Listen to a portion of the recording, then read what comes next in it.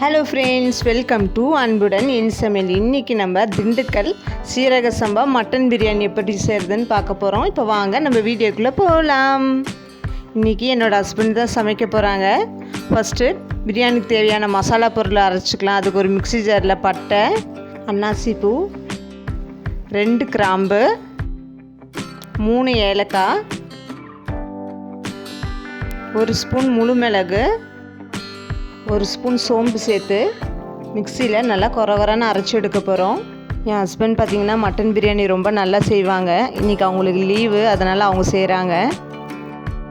இதுதான் பிரியாணிக்கு நல்லா ஃப்ளேவர் கொடுக்க போகுது. இப்போ குக்கரில் முதல்ல 2 ஸ்பூன் நெய் ஊற்றிக்கணும். அதுக்கப்புறம் ஒரு 3 டீஸ்பூன் எண்ணெய் சேர்த்துக்கோங்க.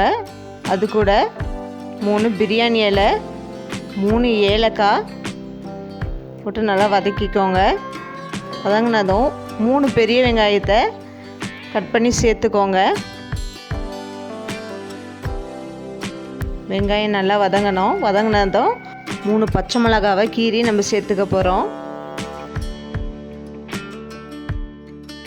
இது கூட ஒரு பிடி புதினாவை நம்ம சேர்த்துக்க போகிறோம்.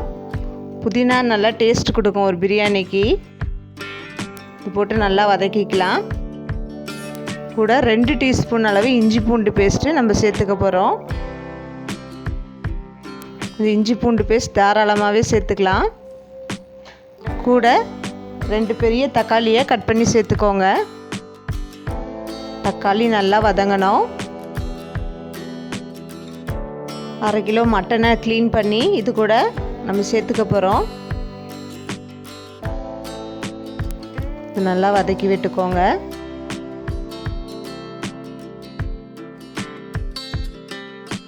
நல்ல பீஸ் உள்ள கறியாக பார்த்து சேர்த்துக்கோங்க, அப்போ தான் நல்லாயிருக்கும். இது கூட 1 ஸ்பூன் மஞ்சள் தூள், இது கூட நம்ம அரைச்சி வச்ச மசாலா பொருளையும் சேர்த்துக்க போகிறோம். இந்த பிரியாணிக்கு இதுதான் ரொம்ப ஸ்பெஷலான மசாலா. 1 ஸ்பூன் மிளகாய்த்தூள் சேர்த்துக்கலாம். ஏன்னா ஏற்கனவே நம்ம பச்சை மிளகா, கிராம்புலாம் சேர்த்துருக்கோம், அதனால் 1 ஸ்பூன் மிளகா போதும்.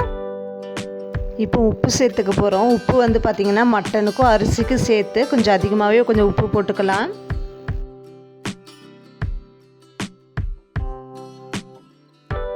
இதை போட்டு நல்லா கிளறி விடுங்க. மட்டனில் இந்த மசாலாலாம் நல்லா இறங்கணும், அப்போ தான் நல்லா டேஸ்ட்டாக இருக்கும்.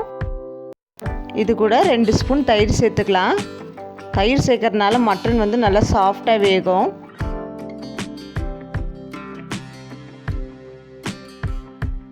நல்லா வதக்கி விட்டு இப்போ இது கூட 1 கிளாஸ் அளவு தண்ணி சேர்த்துக்க போகிறோம்.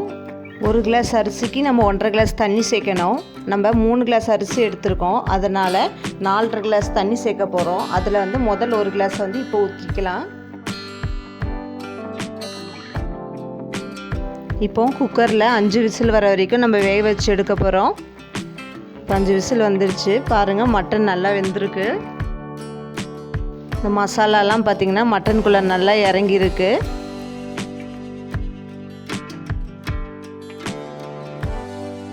இப்போ இது கூட ஒரு 1/2 எலுமிச்சைப்பழத்தை புழிஞ்சு விட்டுக்கலாம்.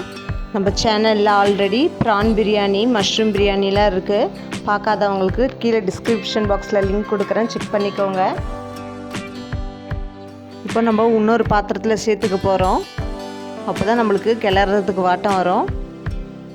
இந்த கிரேவி இன்னொரு பாத்திரத்தில் சேர்த்து நம்ம க்ளீன் பண்ணி வச்சுருக்கிற சீரக சம்பா அரிசியை வந்து இப்போ இது கூட சேர்த்துக்கலாம். அரிசியை வந்து ஒரு 1/4 ஹவராக நல்லா ஊறணும். சீரக சம்பா அரிசி தான் பார்த்திங்கன்னா நம்மளுடைய ட்ரெடிஷ்னல் மெத்தடில் பிரியாணி செய்கிறது. பாஸ்மதி ரைஸ்லாம் பார்த்திங்கன்னா நார்த் இந்தியன்ஸ் யூஸ் பண்ணுறது. நம்ம காலங்காலமாக பார்த்திங்கன்னா சீரக சம்பா அரிசி தான் யூஸ் பண்ணிட்டு வரோம். இந்த அரிசி வந்து உடம்புக்கும் பார்த்திங்கன்னா ரொம்ப நல்லது, பிரியாணியும் நல்ல டேஸ்ட்டு கொடுக்கும். இப்போது இது கூட இன்னும் கொஞ்சம் புதினாவை சேர்த்துக்கலாம். கொஞ்சம் கொத்தமல்லியும் சேர்த்துக்கலாம். சேர்த்து நல்லா கிளறி விடுங்க. திண்டுக்கல் சைட்லலாம் பார்த்திங்கன்னா இது ரொம்ப ஃபேமஸான பிரியாணி. ஏற்கனவே 1 கிளாஸ் தண்ணி நம்ம ஊற்றிருந்தோம். இப்போ மீதி 3.5 கிளாஸ் தண்ணியை வந்து இப்போ சேர்த்துக்கலாம். 1 கிளாஸ் அரிசிக்கு 1.5 கிளாஸ் தண்ணி கரெக்டாக இருக்கும். இப்போ இது மூடி போட்டு ஒரு 15 நிமிஷம் நல்லா வேக வச்சு எடுக்க போகிறோம். நம்மளோட பிரியாணி பாருங்கள் நல்லா சூப்பராக ரெடி ஆகிடுச்சு. பாஸ்மதி அரிசியில் பிரியாணி சாப்பிட்றது ஒரு டேஸ்ட்டுனா, சீரக சம்பா அரிசியில் சாப்பிட்றது அது வகையான டேஸ்ட்டு. இப்போ இது கூட 2 ஸ்பூன் நெய் சேர்த்துக்கலாம். அவ்வளோதான், நம்ம சூப்பரான திண்டுக்கல் மட்டன் பிரியாணி ரெடி ஆகிடுச்சு. இந்த வீடியோ உங்களுக்கு பிடிச்சிருந்தா மறக்காமல் லைக் பண்ணுங்கள், ஷேர் பண்ணுங்கள், சப்ஸ்கிரைப் பண்ணுங்கள். பக்கத்தில் இருக்க பெல் ஐக்கானை ப்ரெஸ் பண்ண மறக்காதீங்க. நான் உங்களை நெக்ஸ்ட் வீடியோவில் மீட் பண்ணுறேன். Okay, by.